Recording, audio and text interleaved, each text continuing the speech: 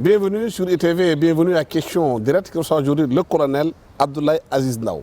On ne le présente plus aux Sénégalais. Avec plus de 42 ans de service dans la gendarmerie sénégalaise, il a eu une carrière distinguée. Formé au Sénégal et en France, il a passé ses premières années en tant qu'instructeur, occupant des postes clés tels que directeur de la lutte contre la subversion et le terrorisme. Il a aussi servi dans des missions internationales pour l'ONU, l'Union africaine de la CEDEAO, expert en sécurité. Colonel, merci d'avoir accepté notre invitation. Vous venez de sortir un livre qui s'appelle Sahel, terre des conflits. Pourquoi ce livre? Vous savez, depuis ma retraite, je suis un peu dans la consultance. Et dans la consultance sur les problèmes de sécurité, et particulièrement sur les problèmes de sécurité au Sahel. Et dans le cadre de l'Union européenne, je fais des missions de formation, des missions d'audit et des missions d'évaluation. Ces différentes missions, bon, tenant compte aussi de ce que j'avais vécu auparavant comme directeur de contrôle et d'utilisation, c'est-à-dire directeur des affaires juridiques du ministère des Forces armées, donc en charge de tout ce qui était convention internationale. Voilà, ça m'a permis réellement de m'intéresser aux problèmes qui se passent, de sécurité qui se passent dans la sous-région. Et vous avez constaté que dans tout le Sahel, qu'il n'y a que des conflits. Il n'y a que des conflits. Mais pourquoi? Pourquoi? D'abord, c'est pourquoi le titre est assez précis. Je n'ai pas dit Sahel, terre de conflit. Je n'ai pas spécifié un conflit, mais c'est des conflits. Il y a toutes sortes de conflits dans le Sahel. Et ça, depuis des millénaires. Hein, parce que c'est une terre de rencontre aussi. Rencontre de culture, rencontre de tradition, rencontre de religion. Il y a tellement de choses, il y a tellement d'ethnies, il y a tellement de populations qu'il y a beaucoup de choses qui font que le Sahel est toujours en mouvement. Mais nonobstant ces mouvements-là aussi, il y a eu l'affaire libyenne. L'affaire libyenne aussi a eu des répercussions directes sur le Sahel, que j'essaie d'expliquer dans mon livre. Oui, parce que nous vivons aujourd'hui au Burkina Faso, au Mali, et un peu au Niger, c'est les conséquences de la chute de Kadhafi. Voilà, non, la chute de Kadhafi a aggravé les conflits. Ils étaient déjà là. Oui. Qui étaient déjà là. Mais la chute de Kadhafi a aggravé ces conflits. Mais en plus de ça aussi, le Sahel, c'est les coups d'État. Dans tous ces pays-là, à part le nôtre, il y a eu des coups d'État militaires. Et ces coups d'État aussi, c'est des formes de conflit. Mais c'est dû quoi? À la faiblesse de l'État dans ces pays-là? C'est la faiblesse de l'État, il y a l'affaiblissement de l'État sahélien. L'État sahélien, d'abord, le Sahel, c'est les États les plus pauvres au monde. Les pays du Sahel, c'est réellement les États les plus pauvres. Mais paradoxalement, des pays aussi riches, qui ont sous-sol extraordinaire. Qui ont des sous-sols très riches. Au Niger, l'or au Mali, Sénégal, gaz, pétrole, dans la sous-région. Il y a beaucoup de ressources. Et les populations vivent dans la pauvreté. Les populations vivent dans la pauvreté pour plusieurs raisons. D'abord, il y a des questions de gouvernance dans le Sahel. Il y a des questions de répartition des richesses dans le Sahel. Il y a un problème d'industrialisation aussi dans le Sahel. Tout ce qui est extrait du Sahel n'est pas transformé sur place. C'est en minerai qu'on évacue, on cherche des voies de communication pour les évacuer. Et tout ça, ça fait des conflits. Et tout ça, c'est dû à quoi? Pourquoi les États sahéliens n'arrivent pas à transformer les richesses sur place? D'abord, il y a le passé colonial des États sahéliens. La France aussi a joué un rôle. La France a joué un rôle. Il y a le franc CFA qui joue un rôle, la présence militaire française qui joue un rôle. Les sociétés françaises sont bien en place. Tout ça aussi, ça concourt à tenir ces pays dans un certain système de développement qui ne correspond pas peut-être aux normes. Bon, aujourd'hui, la France aussi fait l'objet d'attaques d'autres pays, comme la Turquie, comme la Russie, comme la Chine. Comme le Sahel est très riche, le Sahel est convoité. Toutes les puissances ont des intérêts dans le Sahel. Et aujourd'hui, on voit un peu que la présence française est remise en cause. Les Américains aussi mènent d'autres politiques. L'Union européenne mènent d'autres politiques qui ne sont pas les politiques françaises. Et tout ça, quelle est l'attitude des populations sahéliennes, des dirigeants sahéliens dans tout ça? Incapables de se réunir, de faire quoi que ce soit pour leur pays? Ils sont absents, ils sont incapables. Parce que le Sahel aussi, c'est les instruments structurels. Vraiment, c'est les pays qui sont soumis au dictat de la Banque mondiale, au dictat du FMI. Le Sahel, c'est le climat. Nous avons des climats aussi assez durs. Et on n'a jamais fait les efforts pour peut-être, en termes d'énergie, en termes d'élevage, en termes d'agriculture, essayer de moderniser. Il y a une forme de modernisation que les politiques auraient dû faire. Mais en même temps, au Sahel aussi, c'est un peu la corruption des élites. Les élites là sont réellement corrompues et ne pensent pas aux populations. Et tout ça, c'est des conflits qui sont là. Mais justement, on constate de plus en plus une remise en cause d'une jeunesse sahélienne qui commence un peu plus tard à prendre la conscience de ce qui se passe, d'une panafricanisme qui conteste l'ordre établi, qui dénonce les corruptions, qui donne la façon dont le continent est dirigé. Les réseaux sociaux, Internet, nous assistons aujourd'hui à ce qu'on appelle le rétrécissement du monde. Le monde s'est beaucoup rétréci. Ce qui se passe à New York intéresse les Sénégalais à la minute. Les Sénégalais le savent. Tout le monde, il y a une certaine forme de mondialisation de l'information, mondialisation des besoins, et qui font que les gens n'acceptent plus cet état de pauvreté dans lequel on entend les laisser. Si vous voyez par exemple le problème de l'immigration clandestine, tous ces jeunes qui prennent les bateaux, qui partent et consortent, c'est les mêmes jeunes qui prennent aussi les armes. Qu'on appelle les terroristes. Parce que quand on parle de terrorisme, souvent on pense que c'est des étrangers, c'est des Arabes qui sont là, mais c'est nos enfants. C'est nos propres enfants qui cherchent des réponses. Est-ce que c'est les bonnes réponses? Est-ce que... Voilà, c'est tout ça, c'est tout ce mélange, en tout cas, que j'ai essayé de traduire dans ce livre, mais surtout pour alerter. C'est vraiment des alertes que j'entends lancer pour montrer que l'état de pauvreté est le soubassement du terrorisme.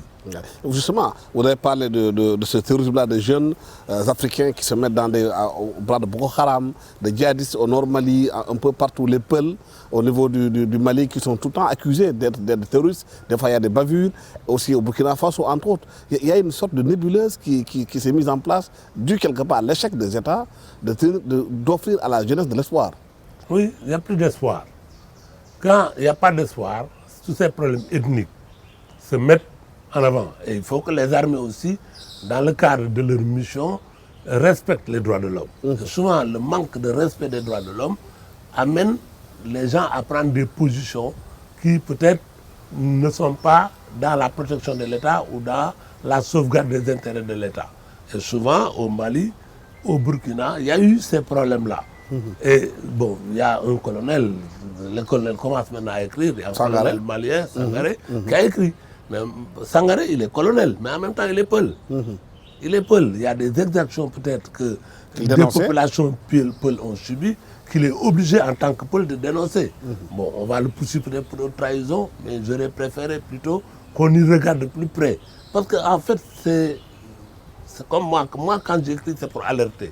C'est pour que ces problèmes-là ne viennent pas dans nos pays, pour que ces problèmes-là, nous puissions avoir les moyens de les maintenir. Voilà. Justement, au Sénégal, il y a eu des propos, des choses qu'on n'a jamais vues au Sénégal, qu'on n'a jamais entendues, mais on est un peu inquiet par rapport à la situation du pays, avec ce qui se passe dans la sous-région. Même si le Sénégal n'a jamais connu un coup d'État, les gens ont peur de la façon dont la politique est menée au Sénégal.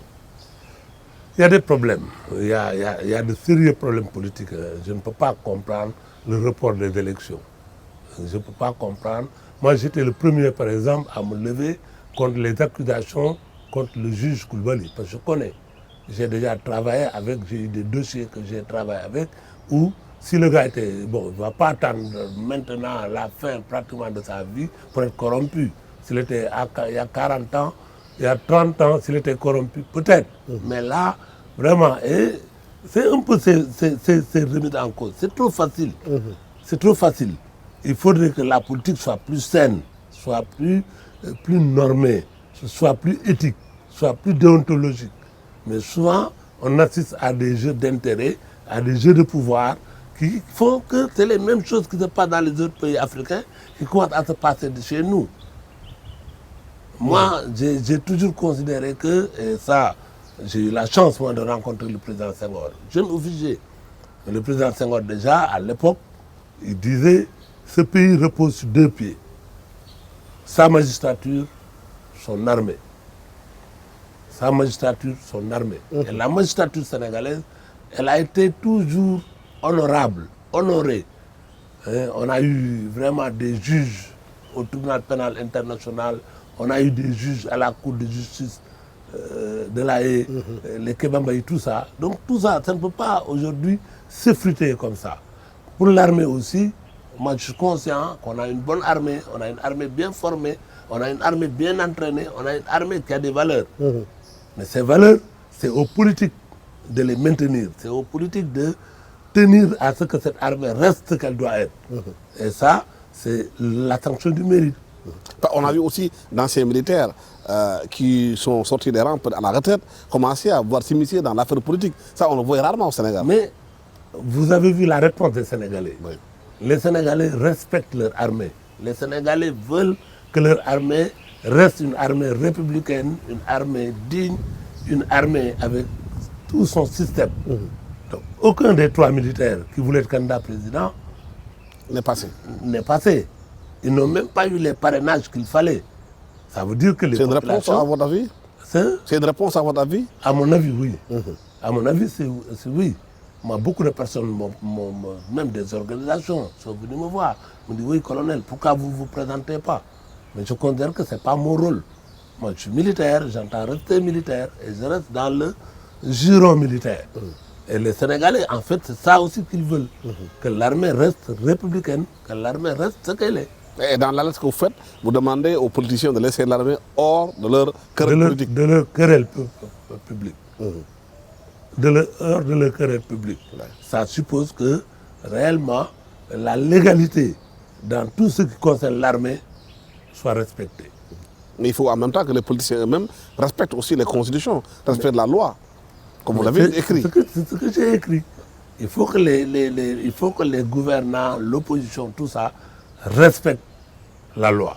Et l'armée, les forces de l'ordre, les forces de défense et de sécurité sont là pour que la loi s'applique. Pendant les manifestations, on a vu beaucoup de choses qui sont passées. Il y a eu beaucoup de morts. Jusqu'à présent, les choses ne sont pas élucidées. Certaines disent que c'est des milices, d'autres parlent d'autres choses. Les Sénégalais sont inquiets en disant aujourd'hui les jeunes sortent, ils meurent, on ne sait pas qui les a tués. Je préfère répondre en Wolof là. Hein. Oui. Sur cette question, personnellement, depuis 2021, moi j'ai décidé, je ne parle plus de ce qui se passe en termes de maintien d'ordre, tout ça. Ça, honnêtement, il faut que les Sénégalais acceptent ça. Mais pourquoi? Mon nom est trop mêlé à ces choses et je ne veux pas être juge de ces événements. Vous êtes comme un expert international. Oui, mais pour le moment, je préfère m'abstenir sur cette question. Voilà, honnêtement, c'est une position que j'ai prise, voilà. Et voilà, je préfère, entre le temps que l'amnistie se mette en place là, ce temps ne m'intéresse pas. L'amnistie me permet de ne pas en parler. Ouais. Voilà. Mais vous avez parlé comme des jeunes aujourd'hui qui sont poussés dans la pauvreté, qui font que la plupart d'entre eux tombent entre les bras des djihadistes, qui leur proposent des choses que le gouvernement ne peut pas avoir. Si on regarde bien la configuration du Sénégal aujourd'hui, beaucoup de jeunes sont dans les Jakarta, qui conduisent des motos dans le Dakar. Et certains même, quand vous les regardez, ce n'est pas de la xénophobie. Ils ne sont pas peut-être du Sénégal. Ils viennent de la sous-région, dans des pays déstabilisés, tels le Mali, le Burkina Faso, la Guinée, entre autres. Est-ce qu'il y a lieu d'avoir peur? Non, non. À mon avis, pour le Sénégal, il n'y a pas à avoir peur. Pourquoi? À condition. Il y a d'abord des conditions. D'abord, notre système démocratique, quoi qu'on puisse dire, il est en phase avec ce que les Sénégalais veulent. C'est-à-dire nous avons une population assez consciente. Les élections là qui vont se passer, les Sénégalais, ils ont déjà leur réponse. Il y a 19 candidats, les Sénégalais savent pour qui ils vont voter. Si on les laisse voter, ils voteront et il n'y aura aucun problème. Donc, c'est-à-dire on a Dans mon analyse, il y a deux choses. Lesquelles? Il y a deux choses. Premièrement, le jeu sénégalais, on a eu des problèmes parce que ça, je le mets dans le livre. Hein. J'ai enlevé le préface pour parler un peu de certains problèmes qui se sont passés et qui se passent. Absolument. Et je considère personnellement que depuis 2016, il y a eu quelque chose qui n'est pas clair dans le système sénégalais. Ça part peut-être de la réforme constitutionnelle de 2016. On n'a pas eu assez de courage. On n'a pas eu assez de courage pour dire ce que l'on voulait. Moi, j'aime bien le professeur Ismaël Madior Fall. C'est un grand juriste. Mais à l'époque, est-ce que lui et le président là, ils se sont réellement entendus sur ce que le président voulait? Voulait, oui. Ouais. Parce que moi, dans ma lecture, à partir de 2016, le président, effectivement, il est dans une logique avec son parti, avec ses partisans, de faire un troisième mandat. Il est dans cette logique-là. Ça, c'est inéluctable. Et je dis dans mon livre que toutes les décisions Qui étaient prises allaient dans ce sens. Allaient dans ce sens. Ok. Allaient dans ce sens. Et aujourd'hui, moi, j'ose le dire encore, je regrette. Tout ce qu'on vit là, c'est ce dilemme-là. C'est la non-clarification de la question. C'est la non-clarification de la question. Qui a causé tout ça. En juillet, le président dit oui, je peux être candidat, j'aurais voulu être candidat, mais comme j'ai donné ma parole, je ne suis plus candidat. Dès lors, tout change. Tout change. Il y a ce qui est droit et il y a ce qui n'est pas droit. S'il pense que réellement il devait être candidat, il aurait dû être candidat. Tout ce qu'on est en train de vivre, on ne l'aurait pas vécu. On ne l'aurait pas vécu. Mais est-ce que les événements au mois de mars n'ont pas changé quelque part la philosophie et la décision? Oui, mais c'est ce que je vous dis. C'est-à-dire que les événements changent la philosophie, la vision était là. Et cette vision-là n'a pas permis de préparer un dauphin, n'a pas permis de préparer vraiment la conservation du pouvoir. C'est ce qui fait qu'on vit ce qu'on a de vivre aujourd'hui. Tantôt c'est Jean, tantôt c'est Paul, tantôt c'est pas Paul. Voilà. On est dans ce dilemme, ainsi de suite. Il n'y a pas une préparation. Il n'y a pas une préparation. Du dauphin. Parce qu'on voulait être candidat. Et qu'on sort. Deuxième erreur, le président lui-même s'est choisi son adversaire.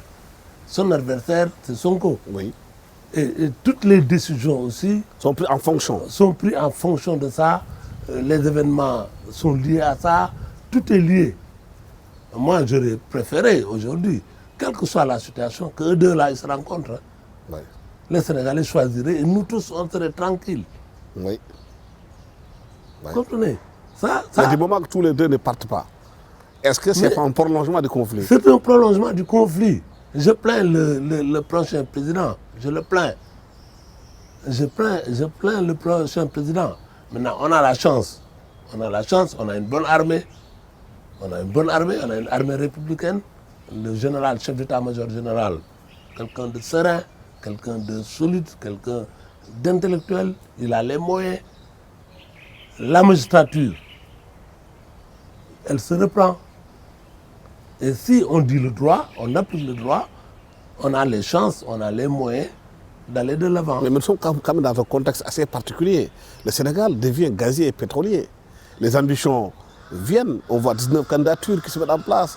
La plupart des Sénégalais pensent que la plupart des candidats, les 250 qu'on avait avant, que la plupart d'entre eux, c'est le gaz et le pétrole qui les fait bouger. Et en ce moment-là, quand vous avez un pays comme ça, les lobbies sont là, les tractations sont là, les affaires souterraines sont là, peuvent déstabiliser un pays.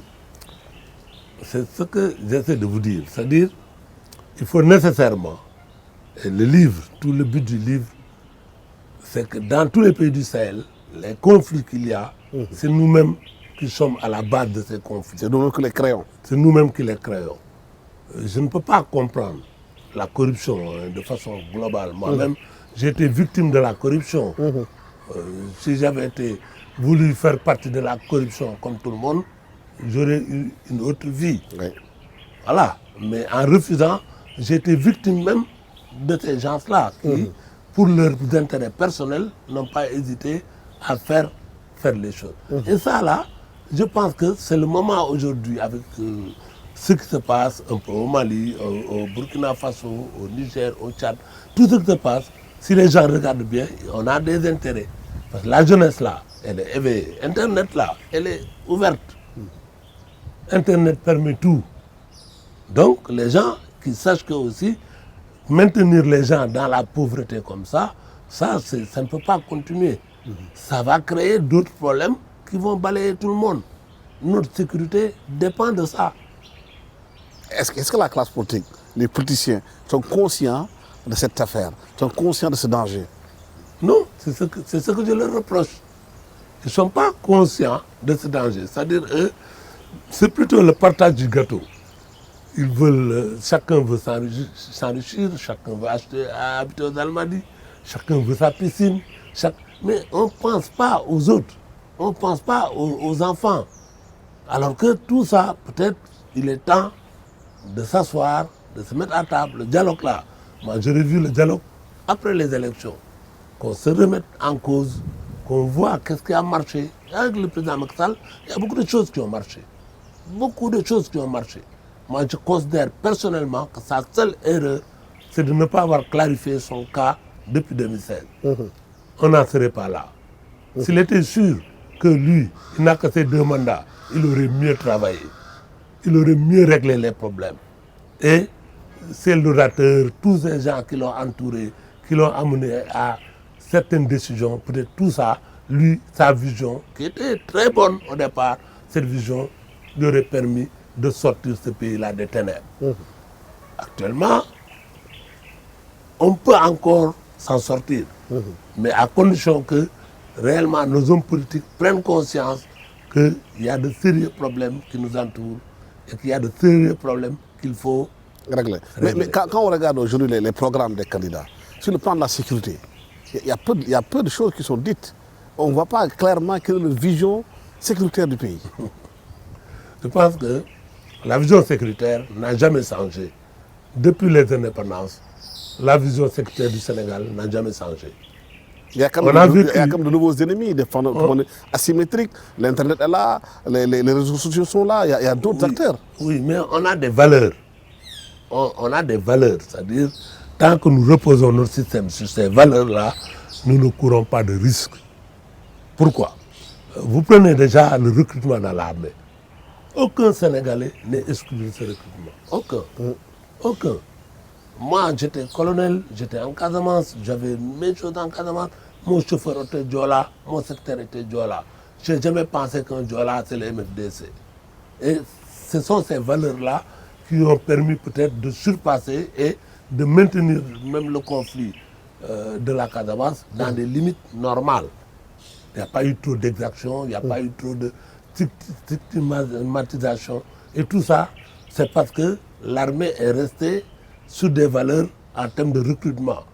Les officiers, ils ont recruté sur des bases aussi très saines, sur la base de diplômes, sur la base d'âge et de diplôme. Donc, nous avons un petit problème parce que à un moment donné, on n'a pas respecté les normes de recrutement. Non, mais justement, les gens se plaignent aujourd'hui du point de recrutement aujourd'hui, le niveau. Le standard qu'on avait avant, il a baissé. Vous rencontrez aujourd'hui des gendarmes, des élèves gendarmes ou des élèves policiers, mais le français est un peu... Non, c'est le niveau général. Il y a beaucoup de lacunes. C'est le niveau général de l'instruction. Ouais. Ça, c'est l'enseignement aussi. Oui, c'est ça, je parle de ça. C'est le niveau général de l'instruction. Mais un gendarme, les gendarmes de mon temps, les gendarmes étaient recrutés au niveau du CEP. Depuis 5 ans, 6 ans... Mais l'enseignement avait un niveau. L'enseignement avait un niveau. Depuis 5 ans, 6 ans, on a élevé le niveau au niveau du brevet d'études. Donc vraiment, ça devait s'améliorer. Mais si l'école est malade, forcément, les recrues sont malades. Non, l'école n'est pas malade. Ah oui? L'école sénégalaise? L'école malade n'est pas malade. Quand je vois les étudiants sénégalais, mais ils ont le niveau. Vous les voyez dans les pays européens, ils ont le niveau. C'est nos valeurs de famille, nos valeurs culturel. Le vivre ensemble, Le vivre ensemble. Qui s'effrite. C'est certaines choses que les gens commencent à oublier. Mais pourquoi? Le culte du travail, le culte du mérite. Ce sont toutes ces valeurs-là que les gens peut-être laissent de côté. Et ce sont ces choses-là peut-être qui, aujourd'hui, remettent en cause notre base sociale. Est-ce que ça, ce n'est pas les élites qui doivent le montrer? C'est les élites. Qui sont Non, c'est les élites. Dans le milieu, les hauts d'en haut qui doivent avoir de bons exemples. Il y a toujours un devoir d'exemplarité. Absolument. Qu'on nous voit de moins en moins. Le devoir d'exemplarité. Le devoir d'exemplarité. Quand on est... Moi, je suis colonel. Oui, bien sûr. Donc, je considère que je suis un privilégié par rapport à beaucoup de Sénégalais. Et toutes mes études, ni mon père, ni ma mère, c'est le Sénégal qui a payé. Je suis un enfant de troupe. Donc, je ne peux comprendre que servir. Je ne peux que donner. Je ne peux que servir et donner. Malheureusement, si on oublie ce sacerdoce-là, on tombe dans l'errement. Les immeubles, tout ça. L'argent facile. L'argent facile. Tout ça, je considère que vraiment... Le travail mal fait. C'est ça, le travail mal fait. On triche. Et quand on triche, effectivement, on a des résultats. Et ces résultats-là nous conduisent à des situations un peu déplorables. Merci infiniment, colonel, d'avoir été avec nous. Voilà. Vous êtes le colonel Abdoulaye Aziz Ndaw, 42 ans de service dans la gendarmerie sénégalaise, l'un des exemples au Sénégal. Tous les Sénégalais vous connaissent ce que vous avez fait pour ce pays. Vous avez sorti un livre extraordinaire qui s'appelle Sahel, terre des conflits, en souvent, surtout faisant alerte aux Sénégalais de faire très attention avec ce qui se passe dans la sous-région, de mettre le Sénégal dans le standard international et surtout que la démocratie sénégalaise continue à être celle qu'elle a été toujours. Ouais. Merci Colin d'avoir été sur ce plateau. Merci à toute l'équipe technique qui m'a accompagné pour la réalisation de cette émission. Merci. Merci. Merci Colonel.